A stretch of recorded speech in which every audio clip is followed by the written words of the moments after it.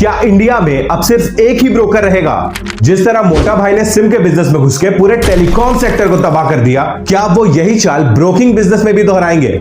और अगर ऐसा हुआ तो ज़ीरोधा, ग्रो और अपस्टॉक जैसे ब्रोकर का क्या होगा? जियो के ब्रोकिंग बिजनेस में आने के बाद लोगों के दिमाग में ये सारे सवाल घूम रहे हैं। आज की इस वीडियो में मैं आपको इन सारे सवालों का जवाब दूंगा और आखिर में मैं आपको बताऊंगा कि क्या जियो फाइनेंशियल्स वाकई एक मल्टीबैगर बन सकता है। इसके अलावा हम एक बहुत ही इंपॉर्टेंट चीज पे बात करेंगे कि क्या ब्रोकिंग बिजनेस में मोनोपोली होना सच में एक अच्छी बात है। रिसेंटली एक न्यूज आई कि जियो फाइनेंशियल्स ब्लैक रॉक के साथ मिलकर इंडिया में शेयर ब्रोकिंग, म्यूचुअल फंड्स और वेल्थ मैनेजमेंट सर्विस शुरू करने वाली है। मुकेश अंबानी अब नया धमाका करने की तैयारी में जुटे हैं। इस बार मुकेश अंबानी का प्लान शेयर्स खरीदने और बेचने के धंधे में उतरने का है। और ये न्यूज जंगल में आग की तरह फैल गई। अगर आपको ब्लैक रॉक के बारे में नहीं पता तो ब्लैक रॉक दुनिया की सबसे बड़ी असेट मैनेजमेंट कंपनी है। यह कंपनी $10 ट्रिलियन का फंड मैनेज करती है, यानी इंडिया के जीडीपी का 2.5 गुना से भी ज्यादा।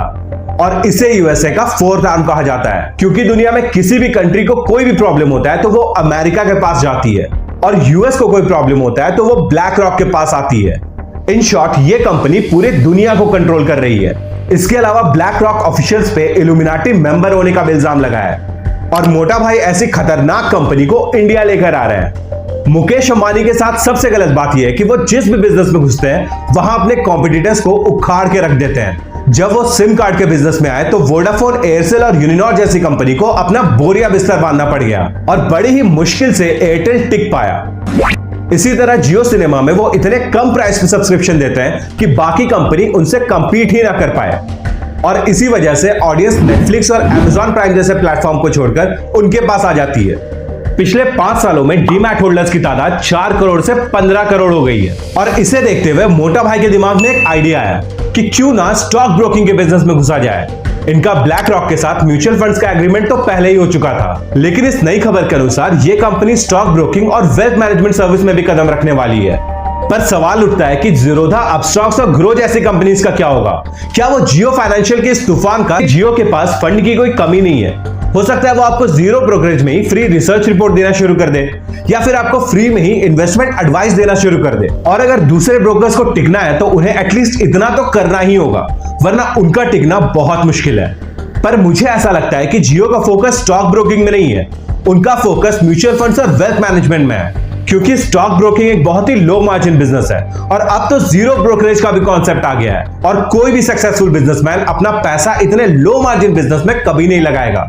और इससे बड़ी बात, अगर मोटा भाई को स्टॉक ब्रोकिंग में ही आना होता तो वो इतने पैसे लगाकर ब्लैक रॉक के साथ पार्टनरशिप क्यों करती? ब्लैक रॉक कोई स्टॉक ब्रोकिंग कंपनी तो नहीं है।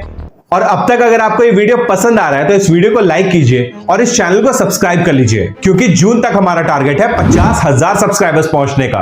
पर सबसे बड़ा सवाल यह है कि स्टॉक ब्रोकिंग जैसे बिजनेस में मोनोपोली होना क्या वाकई अच्छा है? इस वीडियो के बाद आप अपने पापा से पूछना कि उनके जमाने में लोग स्टॉक मार्केट में इन्वेस्ट क्यों नहीं करते थे।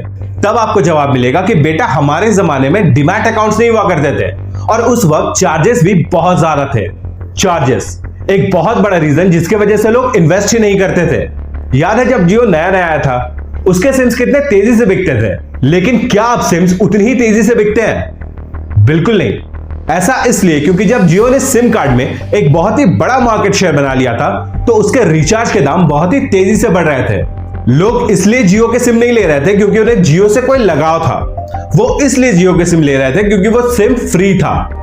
अब इस पूरे सिनेरियो से सिम को हटाइए और डीमैट अकाउंट को फिट कीजिए। एग्जैक्टली ये सेम स्टोरी अब डीमैट अकाउंट के साथ होने वाला है। हमें अभी तो बड़ा मजा आ रहा होगा कि हमें जीरो ब्रोकरेज मिलने वाला है और एक तरीके से हमारा ट्रेडिंग फ्री हो गया, लेकिन सिर्फ तब तक जब तक दूसरे प्लेयर्स खत्म ना हो जाए। और वैसे भी इकोनॉमिक्स में यही चीज तो पढ़ाया जाता है कि कंपटीशन जितना ज्यादा होगा, कंज्यूमर्स के लिए वो सामान उतनी ही सस्ती होगी। देखिए, ये मेरी अपनी एनालिसिस है, आप चाहे तो मुझसे डिसएग्री भी कर सकते हैं। हो सकता है आपको ये लगता होगा कि नहीं, मोनोपोली आने के बाद ये चीज अच्छा हो जाएगा। तो आप अपने लॉजिक के साथ मुझे कमेंट सेक्शन में कमेंट करके बताइए, मैं आपके सारे कमेंट्स पढ़ूंगा। अब आते हैं आज के अपने सबसे इंपॉर्टेंट सवाल पे, क्या जियो फाइनेंशियल्स एक मल्टीबैगर बन सकता है? नहीं। देखिए, अब जो मैं एनालिसिस करने वाला हूं ये पूरी तरीके से मेरा अपना ओपिनियन है, ये किसी भी तरीके की बाय सेल रिकमेंडेशन बिल्कुल नहीं है। एक स्टॉक को ग्रो करने के लिए 2 चीज होना जरूरी है। सबसे पहला है पी एक्सपेंशन और दूसरा है ईपीएस ग्रोथ। एक स्टॉक में जब तक अर्निंग ग्रोथ नहीं होगी तब तक वो स्टॉक ग्रो ही नहीं कर सकता, और एक स्टॉक कितना ग्रो करेगा ये बताता है उसका प्राइस अर्निंग्स रेशियो। अब देखते हैं जियो के पीई को। जियो का जो सेक्टर है फाइनेंसिंग सेक्टर, उसका पी है सिर्फ 20 का, और मैं ये देखकर शॉक्ड हो गया कि जियो का पी है 9000 का। क्या आपको वाकई लगता है कि ये शेयर यहां से भी बढ़ सकता है? देखिए अब न्यूज आ गई, हो सकता है ये शेयर 4-5 दिन तक बहुत ज्यादा ग्रो करे, लेकिन मुझे नहीं लगता कि आने वाले लॉन्ग टर्म में ये शेयर बहुत ज्यादा ग्रो कर सकता है। और अगर ये शेयर यहां से गिरना शुरू करे तो इसके 9000 के पी से 20 के पी आने में ये शेयर कितना गिरेगा आप इसका अंदाजा लगा लीजिए, खासकर तब जब इस शेयर में ईपीएस ग्रोथ नहीं है। इसके पी को देखने के बाद मुझे नहीं लगता कि इसमें देखने को और भी कुछ बचा है। तो उम्मीद है आपको ये वीडियो पसंद आई होगी। अगर ये वीडियो आपको पसंद आई तो इस वीडियो को लाइक कीजिए, कमेंट कीजिए और अपने फ्रेंड्स एंड फैमिलीज के साथ शेयर कीजिए। तो मिलते हैं अगली बार एक नई वीडियो के साथ, तब तक के लिए कीप लर्निंग।